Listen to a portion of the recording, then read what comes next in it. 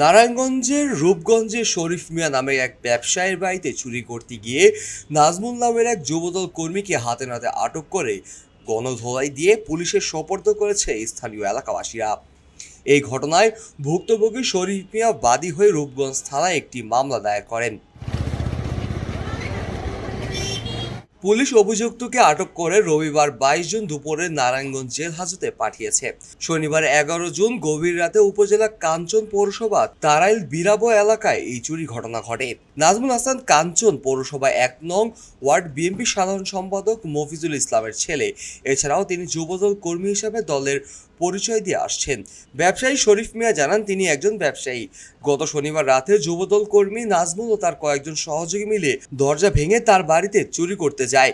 এমন সময় নাজমুল তার সহযোগী বাড়ির থেকে নগদ 5 লক্ষ টাকা এবং পণ্যভরি স্বর্ণালংকার সহ বিভিন্ন মূল্যবান জিনিসপত্র চুরি করে পালানোর চেষ্টা করে। বিষয়টি স্থানীয়রা টের পেয়ে তাৎক্ষণিক নাজমুলকে আটক করে গণধোলাই দিয়ে পুলিশকে সোপর্দ করেন। এমন সময় তার সহযোগী চুরি করা মালামাল নিয়ে পালিয়ে যায়। এ বিষয়ে রূপগঞ্জ থানার ভারপ্রাপ্ত কর্মকর্তা ওসি তারিকুল ইসলাম জানান, চুরির ঘটনায় একজনকে হাতে নাতে আটক করা হয়েছে এবং এ বিষয়ে একটি মামলাও দায়ের করা হয়েছে। ঘটনার সঙ্গে জড়িত পলাতক আসামিদের গ্রেফতার করার চেষ্টা চলছে। খবরের কাগজ, নিখাদ, নির্ভীক, নিরপেক্ষ।